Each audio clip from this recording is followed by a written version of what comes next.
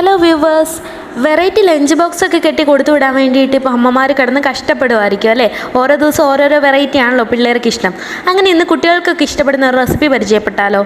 ഞങ്ങളിതിനെ fried rice എന്നാണ് കേട്ടോ വിളിച്ചത്. ഇത് ഒഫീഷ്യൽ ഫ്രൈഡ് റൈസ് അല്ല, ഇത് നമ്മുടെ വക ഒരു റെസിപ്പിയാണ്. ആദ്യമേ തന്നെ ചിക്കൻ്റെ എല്ലില്ലാത്ത കുറച്ച് പീസുകൾ എടുത്തിട്ട് അത് നന്നായിട്ട് കഴുകി വൃത്തിയാക്കി ഒരു ചട്ടിയിൽ കുറച്ച് ഉപ്പും മഞ്ഞൾപ്പൊടിയും കുരുമുളക് പൊടിയും ഇട്ട് വേകാനായിട്ട് വയ്ക്കുക. വേറൊരു സ്റ്റൗവിലേക്ക് നമുക്ക് ആവശ്യത്തിനുള്ള ബിരിയാണി അരിയിലെ നീളമുള്ള അരിയാണ് നമ്മൾ എടുത്തേക്കുന്നത്. അത് വേകാനായിട്ട് വെക്കുക. ഇത് വെക്കുമ്പോൾ ശ്രദ്ധിക്കുക, ഇടയ്ക്കിടയ്ക്ക് ഒന്ന് ഇളക്കി കൊടുക്കണം. അതായത് ഒട്ടിപ്പിടിക്കാത്ത രീതിയിൽ നമുക്ക് ഈ അരി കിട്ടണം, ഒരുപാട് വെന്ത് പോകരുത്. അപ്പോൾ അത് ഇടയ്ക്കൊന്ന് നോക്കിക്കോണം. 2 മീഡിയം സൈസ് ക്യാരറ്റ് എടുത്തിട്ടുണ്ട്, നന്നായിട്ട് നമ്മൾ ഗ്രേറ്റ് ചെയ്തെടുത്തിട്ടുണ്ട്. പിന്നെ കുറച്ച് ഉരുളക്കിഴങ്ങ് എടുത്തിട്ടുണ്ട്, അത് നമ്മൾ കുഞ്ഞ് ക്യൂബ്സ് ആക്കി കട്ട് ചെയ്തെടുത്തിട്ടുണ്ട്. അപ്പോൾ വെജിറ്റബിൾസ് കട്ട് ചെയ്യുമ്പോൾ ഒട്ടും കഴിക്കത്തില്ലാത്ത പിള്ളേരൊക്കെ ആണെന്നുണ്ടെങ്കിൽ കുഞ്ഞാക്കി കട്ട് ചെയ്തിടുക. പിന്നെ നമ്മൾ കുറച്ച് ക്യാബേജ് എടുത്തിട്ടുണ്ട്, അതും ചെറുതായിട്ടൊന്ന് കട്ട് ചെയ്തിട്ടുണ്ട്. ഒരു കുറച്ച് ഇഞ്ചി എടുത്തിട്ടുണ്ട്, ഇഞ്ചിയൊന്നും ഒരുപാട് വേണ്ട, കുറച്ച് മതിയേ. നമ്മളിവിടെ ഒരു 4 മുട്ട എടുക്കുന്നുണ്ട്. ആ മുട്ടയെല്ലാം പൊട്ടിച്ച് നമുക്കൊരു പാത്രത്തിലേക്ക് ഒഴിക്കാം. എന്നിട്ട് അതിനെ നന്നായിട്ടൊന്ന് ബീറ്റ് ചെയ്തെടുക്കാം. ഇത് നമുക്ക് സ്ക്രാമ്പിൾ ചെയ്തെടുക്കേണ്ടതാണ്. അപ്പോൾ അതനുസരിച്ചിട്ട് എത്രയാണോ നമുക്ക് എഗ്ഗൊക്കെ ഒരുപാട് ഇഷ്ടമുള്ള കുട്ടികളാണെന്നുണ്ടെങ്കിൽ അതനുസരിച്ചിട്ട് നമുക്ക് ആഡ് ചെയ്യാമേ. നമ്മളിവിടെ ഏകദേശം ഒരു 1/2 കിലോ അരിയാണ് എടുത്തേക്കുന്നത്. അപ്പോൾ അതിന് വേണ്ടിയിട്ട് കണക്കാക്കിയിട്ടാണ് നമ്മൾ ഓരോ ഇൻഗ്രീഡിയൻസും എടുത്തേക്കുന്നത്. മുട്ട നന്നായിട്ട് നമുക്ക് ബീറ്റ് ചെയ്തെടുക്കാം. ഇതിനകത്തേക്ക് നമ്മൾ കുറച്ച് ഉപ്പും കൂടി ഇട്ടിട്ടാണ് ബീറ്റ് ചെയ്തെടുക്കുന്നത്.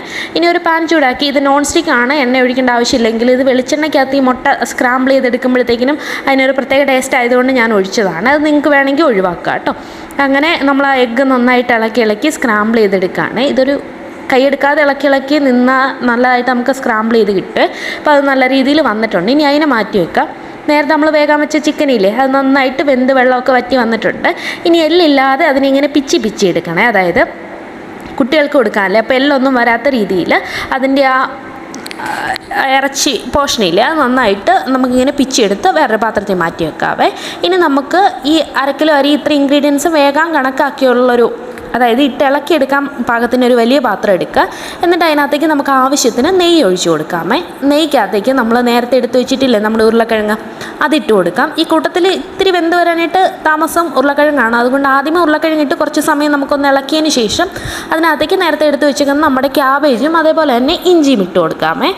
ഇത് നെയ്ക്കകത്തായതുകൊണ്ട് തന്നെ ഇതൊക്കെ വഴണ്ട് വരുമ്പോൾ നല്ലൊരു സ്മെല്ല് വരുവേ. അതിനുശേഷം നമ്മൾ ഗ്രേറ്റ് ചെയ്ത് വെച്ച് ക്യാരറ്റ് കൂടി ഇട്ട് കൊടുക്കാം. എന്നിട്ട് കുറേ സമയം നന്നായിട്ട് ഇളക്കി കൊടുക്കാമേ. ഈ സമയത്ത് ലോ ഫ്ലെയിമിൽ വെച്ചതിന് ശേഷം വേണം ഇളക്കാൻ വേണ്ടിയിട്ട്. ഇനി നിങ്ങളിത് വലിയ പീസാക്കിയാണ് കട്ട് ചെയ്തതെങ്കിൽ കുറച്ച് വെള്ളം ഒഴിച്ചിട്ട് വേവിക്കുക, അടച്ചു വെച്ച് വേവിച്ചാൽ മതിയേ. ഇതിപ്പോൾ നമ്മൾ വഴറ്റി എടുത്തിട്ടുണ്ട്. ഇനി അതിനകത്തേക്ക് നമ്മൾ കുറച്ച് കുരുമുളക് പൊടി ഇട്ടിട്ടുണ്ട്. ഇതിനകത്ത് നമ്മൾ ഒരുപാട് മസാലയൊന്നും ഉപയോഗിക്കുന്നില്ല. അപ്പോൾ നമ്മൾ അത്യാവശ്യം നല്ല രീതിയിൽ തന്നെ കുരുമുളക് പൊടി ഇടുന്നുണ്ട്. അതുകൊണ്ട് ഇതിന് ഓവർ എരിവ് അങ്ങനെയൊന്നും ഇല്ലായിരുന്നു നമ്മൾ കുക്ക് ചെയ്ത സമയത്ത്. പിന്നെ കുറച്ച് ഗരം മസാല ഇടുന്നുണ്ട്. വേറെ ഒരു മസാല ഇല്ല, ഈ 2 മസാല മാത്രമാണ് നമ്മൾ ഇതിനകത്തേക്ക് ആഡ് ചെയ്യുന്നത്. ഇത് രണ്ടും ഇട്ട് നന്നായിട്ട് നമുക്കിനി ഇളക്കി കൊടുക്കാമേ.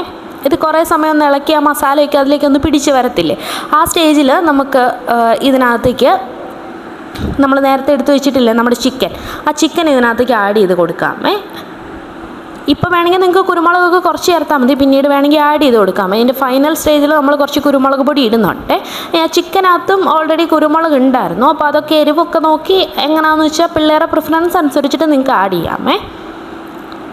ഇനി നമ്മൾ നേരത്തെ 1/4 വേവാക്കി വെച്ചിട്ടുള്ള നമ്മുടെ അരി, ഇത് നമ്മൾ അരി വെള്ളം ഊറ്റിയിട്ട് കുറച്ച് നേരം ഫാനിൻ്റെ ചുവട്ടിൽ വെച്ച് തണുപ്പിച്ചു. അതിനുശേഷം ഫ്രിഡ്ജിൽ വെച്ചതാണ്.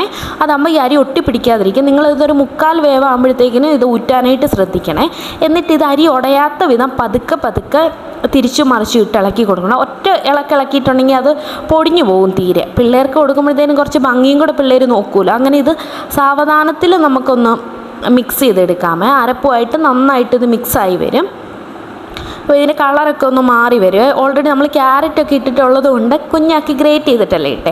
അപ്പോൾ അതിൻ്റെ കളറൊക്കെ ഇളകി ഇതിലേക്ക് പിടിക്കുക. അപ്പോൾ ആ ചോറിൻ്റെ നിറമൊക്കെ മാറുമേ. അപ്പോൾ ഇത് നമ്മൾ നന്നായിട്ട് മിക്സ് ചെയ്തെടുത്തിട്ടുണ്ട്. അതിൽ നന്നായിട്ട് മിക്സ് ചെയ്തെടുത്തതിന് ശേഷം ലാസ്റ്റ് നമ്മൾ സ്ക്രാമ്പിൾ ചെയ്ത് വെച്ച് നമ്മുടെ എഗ്ഗില്ലേ, അത് ഇതിനകത്തേക്ക് ഇട്ട് കൊടുക്കുക. അതിട്ടിട്ട് ഒരുപാട് ഇട്ട് ഇളക്കരുത്. ജസ്റ്റ് ഒന്ന് അതെല്ലാം അടുത്ത് ആവുന്ന പോലെ ഒന്ന് മിക്സ് ചെയ്തതിന് ശേഷം ഇപ്പോൾ നമ്മുടെ ഫ്രൈഡ് റൈസ് റെഡി ആയിട്ടുണ്ട്. ഇനി ലേശം കുരുമുളക് പൊടി കൂടി നമ്മൾ ആഡ് ചെയ്ത് കൊടുക്കുന്നുണ്ട്. കുരുമുളക് മാത്രം ഉള്ളല്ലോ എന്ന് വിചാരിക്കരുത്, നിങ്ങൾക്ക് എരിവ് അത്രയ്ക്കും വേണ്ട, വേറെ മസാലയൊന്നും ഇല്ലാത്തതുകൊണ്ടാണ് കുരുമുളക് ഇങ്ങനെ നിൽക്കുമ്പോഴത്തേന് അതിന് നല്ലൊരു ടേസ്റ്റാണ്. അപ്പോൾ പറ്റുന്നവരൊക്കെ വീട്ടിലൊന്ന് ട്രൈ ചെയ്ത് നോക്കുക കേട്ടോ. ഇത് അത്യാവശ്യം ഈസി ആൻഡ് സിമ്പിൾ റെസിപ്പിയാണ്. അരി വേവിക്കുമ്പോൾ മാത്രം ഒന്ന് ശ്രദ്ധിക്കുക, ഒരുപാട് വെന്ത് പോകാതെ ഊറ്റുക. Thank you.